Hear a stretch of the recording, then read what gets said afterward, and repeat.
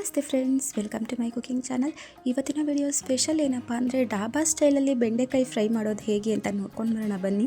ಯಾವಾಗಲೂ ಒಂದೇ ಥರ ಬೆಂಡೆಕಾಯಿ ಪಲ್ಯ ತಿಂದುಬಿಟ್ಟು ಬೋರ್ ಆಗಿದ್ದರೆ ಒಂದು ಸಾರಿ ಈ ರೀತಿಯಾಗಿ ಟ್ರೈ ಮಾಡಿ ನೋಡಿ, ತುಂಬಾ ಇಷ್ಟಪಡ್ತೀರಾ. ಹಾಗೆ ಅಷ್ಟೇ ಟೇಸ್ಟಿಯಾಗಿರುತ್ತೆ, ಅಷ್ಟೇ ಈಸಿಯಾಗಿ ಮಾಡ್ಕೋಬೋದು. ಬನ್ನಿ ಹೇಗೆ ಮಾಡೋದು ಅಂತ ನೋಡ್ಕೊಂಡು ಬರೋಣ. ಮೊದಲನೇದಾಗಿ ನಾನಿಲ್ಲಿ ಒಂದು ಬಾಣಲೆ ತಗೋತಾ ಇದ್ದೀನಿ. ಅದಕ್ಕೆ 1 ಟೇಬಲ್ ಸ್ಪೂನ್ ಆಗುವಷ್ಟು ಅಡುಗೆ ಎಣ್ಣೆ ಸೇರಿಸ್ತಾ ಇದ್ದೀನಿ. ಹಾಗೆ ಸ್ವಲ್ಪ ದೊಡ್ಡದಾಗಿ ಹೆಚ್ಚಿರುವಂತಹ ಈರುಳ್ಳಿಯನ್ನು ಈ ರೀತಿಯಾಗಿ ಫ್ರೈ ಮಾಡ್ಕೋಬೇಕಾಗತ್ತೆ. ಒಂದು 2 ನಿಮಿಷಗಳ ಕಾಲ ಇದನ್ನು ಫ್ರೈ ಮಾಡಿಕೊಂಡ್ರೆ ಸಾಕು. ಜಾಸ್ತಿ ಹೊತ್ತು ಫ್ರೈ ಮಾಡ್ಕೊಳ್ಳೋ ಅಗತ್ಯ ಇಲ್ಲ, ಯಾಕೆಂದರೆ ಇದು ಸ್ವಲ್ಪ ಕ್ರಂಚಿಯಾಗಿ ಸಿಗಬೇಕು ನಮಗೆ. ಹಾಗಾಗಿ ಇದನ್ನು ಒಂದು 2 ನಿಮಿಷಗಳ ಕಾಲ ಈ ರೀತಿಯಾಗಿ ಫ್ರೈ ಮಾಡಿದ್ರೆ, ಹೈ ಫ್ಲೇಮಲ್ಲಿ ಇಟ್ಕೊಂಡು ಫ್ರೈ ಮಾಡೋದ್ರಿಂದ ಬೇಗ ಫ್ರೈ ಆಗುತ್ತೆ. ಹಾಗೆ ಸ್ವಲ್ಪ ಗೋಲ್ಡನ್ ಬ್ರೌನ್ ಕಲರ್ ಕೂಡ ಬರುತ್ತೆ. ಹಾಗೆ ಈರುಳ್ಳಿಯನ್ನು ಈ ರೀತಿಯಾಗಿ ಹೈ ಫ್ಲೇಮಲ್ಲಿ ಇಟ್ಕೊಂಡು ಫ್ರೈ ಮಾಡಿಕೊಂಡು ತಿನ್ನೋದ್ರಿಂದ ತುಂಬಾ ಕ್ರಂಚಿಯಾಗಿ ಬಾಯಿಗೆ ಸಿಗುತ್ತೆ. ಹಾಗೆ ಅಷ್ಟೇ ಟೇಸ್ಟಿಯಾಗಿ ಕೂಡ ಇರುತ್ತೆ. ಇದನ್ನು 2 ನಿಮಿಷಗಳ ಕಾಲ ಫ್ರೈ ಮಾಡ್ಕೊಂಡಾದ ನಂತರ ಈ ರೀತಿಯಾಗಿ ಒಂದು ಪ್ಲೇಟ್ಗೆ ತೆಗೆದಿಟ್ಕೋತಾ ಇದ್ದೀನಿ. ಹಾಗೆ ಅದೇ ಬಾಣಲೆಗೆ ಇಲ್ಲಿ ಹೆಚ್ಚಿಟ್ಕೊಂಡಿರುವಂತಹ ಬೆಂಡೆಕಾಯನ್ನು ತಗೋತಾ ಇದ್ದೀನಿ. ಎಳೆ ಬೆಂಡೆಕಾಯಿ ಇದೆ ಇದು. ಹಾಗೆ ಇದನ್ನು ಒಂದು ಸ್ವಲ್ಪ ಡಿಫ್ರೆಂಟಾಗಿ ಕಟ್ ಮಾಡ್ಕೊಂಡಿದ್ದೀನಿ, ಸ್ವಲ್ಪ ಡಾಬಾ ಸ್ಟೈಲ್ ಕಾಣಲಿ ಅಂತ. ಹಾಗೆ ಇದನ್ನು ಕೂಡ ಹುರ್ಕೋಬೇಕಾಗುತ್ತೆ. ಲೋ ಟು ಮೀಡಿಯಮ್ ಫ್ಲೇಮ್ನ ಇಟ್ಕೊಂಡು ಇದನ್ನು ಹುರ್ಕೋಬೇಕಾಗುತ್ತೆ. ಅದರಲ್ಲಿರುವಂತಹ ಲೋಳೆ ಅಂಶ ಏನಿದೆ ಅದು ಸಂಪೂರ್ಣವಾಗಿ ಹೋಗೋವರೆಗೂ. ಹಾಗೆ ಇದು ಸ್ವಲ್ಪ ಬೆಂಡೆಕಾಯಿಯ ಮೇಲ್ಗಡೆ ಲೇಯರ್ ಏನಿದೆ ಅದು ಸ್ವಲ್ಪ ಬ್ಲ್ಯಾಕ್ ಬರಬೇಕು. ಹಾಗಾದರೆ ತುಂಬ ಚೆನ್ನಾಗಿ ನಮಗೆ ತಿನ್ನುವಾಗ ಫ್ಲೇವರ್ ಸಿಗುತ್ತೆ. ಸ್ವಲ್ಪನೇ ಎಣ್ಣೆ ಹಾಕ್ಕೊಂಡು ಇದನ್ನು ಫ್ರೈ ಮಾಡ್ಕೋಬೇಕಾಗುತ್ತೆ. ಈ ರೀತಿಯಾಗಿ ಎಣ್ಣೆ ಹಾಕ್ಕೊಂಡು ಮಧ್ಯದಲ್ಲಿ 1 ಟೇಬಲ್ ಸ್ಪೂನ್ ಆಗುವಷ್ಟು ಎಣ್ಣೆ ಹಾಕ್ಕೊಂಡು ಈ ರೀತಿಯಾಗಿ ಫ್ರೈ ಮಾಡಿಕೊಂಡ್ರೆ ನೀಟಾಗಿ ಅದರಲ್ಲಿರುವಂತಹ ಲೋಳೆ ಅಂಶ ಏನಿದೆ ಅದು ಹೊರಟೋಗುತ್ತೆ.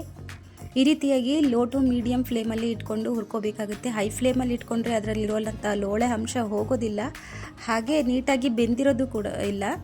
ಹಾಗಾಗಿ ಇದನ್ನು ಲೋ ಫ್ಲೇಮಲ್ಲಿ ಅಥವಾ ಮೀಡಿಯಮ್ ಫ್ಲೇಮಲ್ಲಿ ಇಟ್ಕೊಂಡು ಹುರ್ಕೋಬೇಕಾಗುತ್ತೆ. ಇದನ್ನು ಹುರಿಯೋದೇ ಒಂದು ದೊಡ್ಡ ಕೆಲಸ ಇದರಲ್ಲಿ. ನೋಡಿ, ಈ ರೀತಿಯಾಗಿ ಮೇಲ್ಗಡೆ ಅದರ ಲೇಯರ್ ಏನಿದೆ ಅದು ಸ್ವಲ್ಪ ಬ್ಲ್ಯಾಕ್ ಆಗ್ತಾ ಬರಬೇಕು. ಹಾಗೆ ನೋಡಿ, ಇದನ್ನು ಒಂದು 3 ರಿಂದ 4 ನಿಮಿಷಗಳ ಕಾಲ ಈ ರೀತಿಯಾಗಿ ಫ್ರೈ ಮಾಡಿಕೊಂಡಾಗ ನೋಡಿ ಈ ರೀತಿಯಾಗಿ ಕಲರ್ ಚೇಂಜ್ ಆಗ್ತಾ ಬರುತ್ತೆ. ಹಾಗೆ ಇಷ್ಟಾದರೆ ಸಾಕು. ಇದನ್ನು ತೆಗೆದುಬಿಟ್ಟು ಒಂದು ಪ್ಲೇಟ್ಗೆ ಶಿಫ್ಟ್ ಮಾಡ್ಕೋಬೇಕಾಗುತ್ತೆ. ಇಲ್ಲಿ ಸ್ಟವ್ನ ಆಫ್ ಮಾಡಿಕೊಂಡು ತೆಗೆದಿಟ್ಕೋತಾ ಇದ್ದೀನಿ. ಈರುಳ್ಳಿ ಫ್ರೈ ಮಾಡಿದ್ನಲ್ವ, ಅದೇ ಪ್ಲೇಟ್ಗೆ ತೆಗೆದು ಇಟ್ಕೋತಾ ಇದ್ದೀನಿ. ಹಾಗೆ ಅದೇ ಬಾಣಲೆನೇ ನಾನಿಲ್ಲಿ ಫ್ರೈ ಮಾಡಲಿಕ್ಕೆ ಯೂಸ್ ಮಾಡ್ಕೋತಾ ಇದ್ದೀನಿ. ಹಾಗೆ ಇಲ್ಲಿ ಬಾಣಲೆಗೆ ನಾನು 1.5 ಟೇಬಲ್ ಸ್ಪೂನ್ ಆಗುವಷ್ಟು ಅಡುಗೆ ಎಣ್ಣೆ ಸೇರಿಸ್ತಾ ಇದ್ದೀನಿ. ಎಣ್ಣೆ ಕಾದ ನಂತರ ಇಲ್ಲಿ ಒಂದು ಉಂಡೆ ಬೆಳ್ಳುಳ್ಳಿ ಇರುತ್ತಲ್ವ, ಅದನ್ನು ಈ ರೀತಿಯಾಗಿ ಚಿಕ್ಕದಾಗಿ ಕಟ್ ಮಾಡ್ಕೊಂಡಿದ್ದೀನಿ ಸಿಪ್ಪೆ ಬಿಡಿಸ್ಬಿಟ್ಟು. ಹಾಗೆ ಇದನ್ನು ಒಂದು 2 ನಿಮಿಷಗಳ ಕಾಲ ಈ ರೀತಿಯಾಗಿ ಫ್ರೈ ಮಾಡಿಕೊಂಡ್ರೆ ಸ್ವಲ್ಪ ಕಂದು ಬಣ್ಣ ಬರುತ್ತೆ, ಅಲ್ಲಿವರೆಗೂ ಫ್ರೈ ಮಾಡ್ಕೊಂಡಾದ ನಂತರ ಇಲ್ಲಿ ಒಂದು ಚಿಕ್ಕ ಈರುಳ್ಳಿಯನ್ನು ಸಣ್ಣದಾಗಿ ಕಟ್ ಮಾಡ್ಕೊಂಡು ಬಂದಿದ್ದೀನಿ, ಅದನ್ನು ಕೂಡ ಇದಕ್ಕೆ ಸೇರಿಸ್ತಾ ಇದ್ದೀನಿ. ಹಾಗೆ ಈರುಳ್ಳಿ ಒಂದು ಸ್ವಲ್ಪ ಟ್ರಾನ್ಸ್ಪರೆಂಟ್ ಆಗಬೇಕು, ಅಲ್ಲಿವರೆಗೂ ಇದನ್ನು ಹುರ್ಕೋಬೇಕಾಗುತ್ತೆ. ಇದು ಸ್ವಲ್ಪ ಟ್ರಾನ್ಸ್ಪರೆಂಟ್ ಆದ ನಂತರ ಇಲ್ಲಿ ನಾನು ಸಣ್ಣದಾಗಿ ಹೆಚ್ಚಿಟ್ಕೊಂಡಿರುವಂತಹ ಟೊಮೆಟೊನ ಸೇರಿಸ್ಕೋತೀನಿ. ಟೊಮೆಟೊನೂ ಕೂಡ ಇದೇ ಈರುಳ್ಳಿ ಹೆಚ್ಕೊಂಡಿದ್ದೀವಲ್ಲ ಅದೇ ರೀತಿಯಾಗಿ ಚಿಕ್ಕದಾಗಿ ಕಟ್ ಮಾಡ್ಕೋಬೇಕಾಗುತ್ತೆ. ಇದನ್ನು ಕೂಡ ಇಲ್ಲಿ ಸೇರಿಸ್ಕೊತಾ ಇದ್ದೀನಿ. ಟೊಮೆಟೊ ನೀಟಾಗಿ ಬೇಯಬೇಕಾಗುತ್ತೆ. ಟೊಮೆಟೊ ನೀಟಾಗಿ ಬೇಯಬೇಕು ಅಂದರೆ ಒಂದು ಸ್ವಲ್ಪ ಉಪ್ಪನ್ನು ಸೇರಿಸ್ಬೇಕಾಗತ್ತೆ. ಹಾಗಾಗಿ ರುಚಿಗೆ ತಕ್ಕಷ್ಟು ಉಪ್ಪನ್ನು ಈಗಲೇ ಸೇರಿಸ್ಕೋತಾ ಇದ್ದೀನಿ. ಉಪ್ಪು ಹಾಕೋದ್ರಿಂದ ಟೊಮೆಟೊ ನೀಟಾಗಿ ಮೆತ್ತಗೆ ಬೇಯುತ್ತೆ. ಇದನ್ನು ಒಂದು 2 ನಿಮಿಷಗಳ ಕಾಲ ಈ ರೀತಿಯಾಗಿ ಫ್ರೈ ಮಾಡ್ಕೊಂಡಾದ ನಂತರ ಇದನ್ನು ಸ್ವಲ್ಪ ಕ್ಲೋಸ್ ಮಾಡಿ ಇಡಬೇಕಾಗುತ್ತೆ. ಆಗ ನೀಟಾಗಿ ಬೆಂದಿರುತ್ತೆ ಹಬೆಯಲ್ಲಿ. ಇದನ್ನು ಒಂದು ಕಡೆ ತೊಗೊಂಡು ಬಂದುಬಿಟ್ಟು ನಾನಿಲ್ಲಿ ಟೊಮೆಟೊ ಹಾಗೂ ಈರುಳ್ಳಿ ಮಿಶ್ರಣನ ಒಂದು ಸ್ವಲ್ಪ ಹೊತ್ತು ಮುಚ್ಚಿ ಇಡ್ತೀನಿ. ನೀಟಾಗಿ ಹಬೆ ಬಂದರೆ ಅದು ಬೆಂದ್ಕೊಂಡಿರುತ್ತೆ. ಹಾಗಾಗಿ ಈ ರೀತಿಯಾಗಿ 2 ನಿಮಿಷಗಳ ಕಾಲ ಬಿಟ್ಟ ನಂತರ ನೋಡಿ ಈ ರೀತಿಯಾಗಿ ಬೆಂದಿರುತ್ತೆ. ಹಾಗೆ ಈ ಟೈಮಲ್ಲಿ ಸ್ವಲ್ಪ ಮಸಾಲೆಗಳನ್ನು ಸೇರಿಸ್ಕೊಂಡು ಬಿಡೋಣ. ಇಲ್ಲಿ ನಾನು ಅರ್ಧ ಟೇಬಲ್ ಸ್ಪೂನ್ ಆಗುವಷ್ಟು ಗರಂ ಮಸಾಲ ಸೇರಿಸ್ಕೋತಾ ಇದ್ದೀನಿ. ಫ್ಲೇವರ್ ತುಂಬಾ ಚೆನ್ನಾಗಿರುತ್ತೆ ಗರಂ ಮಸಾಲದು. ಇದಾದ ನಂತರ 1 ಟೇಬಲ್ ಸ್ಪೂನ್ ಆಗುವಷ್ಟು ಇಲ್ಲಿ ಧನಿಯಾ ಪೌಡರ್ ಸೇರಿಸ್ಕೋತಾ ಇದ್ದೀನಿ. ಸಾಂಬಾರು ಪುಡಿನಾದರೂ ಸೇರಿಸ್ಕೋಬೋದು, ಧನಿಯಾ ಪುಡಿ ಆದರೆ ಫ್ಲೇವರ್ ಚೆನ್ನಾಗಿ ಕೊಡುತ್ತೆ. ಹಾಗೆ ಇಲ್ಲಿ ನಾನು ಖಾರಕ್ಕೆ ಎಷ್ಟು ಬೇಕೋ ಅಷ್ಟು ಅಚ್ಚ ಖಾರದ ಪುಡಿಯನ್ನು ಸೇರಿಸ್ತಾ ಇದ್ದೀನಿ. ಹಾಗೆ ಸ್ವಲ್ಪ ಅರಿಶಿಣ ಪುಡಿಯನ್ನು ಕೂಡ ನಾನು ಈಗಲೇ ಸೇರಿಸ್ತೀನಿ. ಇವೆಲ್ಲವೂ ಅದರ ಘಮ ಹೋಗೋವರೆಗೂ ಇದನ್ನು ಹುರ್ಕೋಬೇಕಾಗುತ್ತೆ. ಅದರ ಫ್ಲೇವರ್ ಏನಿದೆ ಅದು ನೀಟಾಗಿ ಸ್ಪ್ರೆಡ್ ಆಗಬೇಕು ನಾವು ಹುರ್ಕೊಂಡಿರುವಂಥ ಈರುಳ್ಳಿ ಹಾಗೂ ಟೊಮೆಟೊ ಒಳಗಡೆ. ಹಾಗೆ ಅದರ ಹಸಿ ಘಮ ಹೋಗೋವರೆಗೂ ಇದನ್ನು ಫ್ರೈ ಮಾಡಿಕೊಂಡ್ರೆ ಆಯಿತು. ಇದು ಸ್ವಲ್ಪ ಹೊತ್ತು ಫ್ರೈ ಮಾಡ್ಕೊಂಡ ನಂತರ ಇಲ್ಲಿ ಹುರಿದಿಟ್ಕೊಂಡಿರುವಂತಹ ಈರುಳ್ಳಿ ಹಾಗೂ ಬೆಂಡೆಕಾಯನ್ನು ಹಾಕೋತಾ ಇದ್ದೀನಿ.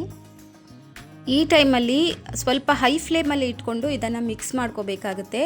ಹಾಗಾದರೆ ಮಾತ್ರ ನೀಟಾಗಿ ಮಸಾಲೆ ಏನಿದೆ ಅದು ಸ್ಪ್ರೆಡ್ ಆಗೋಕ್ಕೆ ಸಾಧ್ಯತೆ ಇರುತ್ತೆ. ಇದನ್ನು ಸ್ವಲ್ಪ ಹೊತ್ತು ಈ ರೀತಿಯಾಗಿ ಮಿಕ್ಸ್ ಮಾಡ್ಕೊಂಡಾದ ನಂತರ ಈ ರೀತಿಯಾಗಿ ಡ್ರೈ ಆದ್ರೂ ಪರವಾಗಿಲ್ಲ ಅನ್ನೋದಾದರೆ ಹೀಗೆ ತಿನ್ಕೋಬೋದು. ಹಾಗೆ ಸ್ವಲ್ಪ ನೀರನ್ನು ಸೇರಿಸಿದ್ರೆ ನಾವು ಹಾಕಿರುವಂತಹ ಮಸಾಲೆ ಏನಿದೆ ಅದು ನೀಟಾಗಿ ಹೊಂದ್ಕೊಳ್ಳುತ್ತೆ. ಹಾಗಾಗಿ ಸ್ವಲ್ಪ ನೀರನ್ನು ಸೇರಿಸ್ಬಿಟ್ಟು ಇಲ್ಲಿ ನಾನು ಬೆಂಡೆಕಾಯಿ ಫ್ರೈ ಏನಿದೆ ಅದನ್ನು ಮಿಕ್ಸ್ ಮಾಡ್ಕೋತಾ ಇದ್ದೀನಿ. ತೀರಾ ಗ್ರೇವಿ ಬೇಕು ಅಂತ ಅಂದರೆ ಇಲ್ಲಿ ನಾನು ಟೊಮೆಟೊ ಹೆಚ್ಕೊಂಡಿದ್ದೀನಲ್ವ, ಗ್ರೇವಿ ಬೇಕು ಅನ್ನೋ ಟೈಮಲ್ಲಿ ಟೊಮೆಟೊನ ರುಬ್ಬಿ ಹಾಕಿದ್ರೆ ಇದೇ ರೀತಿಯಾದ ಟೇಸ್ಟ್ ಇರುವಂತಹ ಗ್ರೇವಿ ಕೂಡ ರೆಡಿಯಾಗುತ್ತೆ. ತುಂಬಾ ಈಸಿಯಾಗಿ ಮಾಡ್ಕೋಬೋದಾಗಿರುವಂತಹ ಬೆಂಡೆಕಾಯಿ ಫ್ರೈ ರೆಡಿಯಾಗಿದೆ. ಕಡಿಮೆ ಸಾಮಗ್ರಿಗಳನ್ನು ಉಪಯೋಗಿಸ್ಕೊಂಡು ತುಂಬ ರುಚಿಯಾಗಿ ಮಾಡುವಂತಹ ಡಿಶ್ ಇದು. ಹಾಗೆ ಇದನ್ನು ನೀವು ಕೂಡ ಒಮ್ಮೆ ಟ್ರೈ ಮಾಡಿ ನೋಡಿ, ಹೇಗೆ ಬಂತು ಅಂತ ನನಗೆ ಕಾಮೆಂಟ್ ಸೆಕ್ಷನಲ್ಲಿ ತಿಳಿಸಿ. ಹಾಗೆ ಈ ವಿಡಿಯೋ ನಿಮಗೆ ಇಷ್ಟ ಆಗಿದ್ದರೆ ಲೈಕ್ ಮಾಡಿ, ಶೇರ್ ಮಾಡಿ, ಕಮೆಂಟ್ ಮಾಡಿ. ಹಾಗೆ ನನ್ನ ಚಾನಲ್ನ ಸಬ್ಸ್ಕ್ರೈಬ್ ಆಗೋದನ್ನು ಮರಿಬೇಡಿ.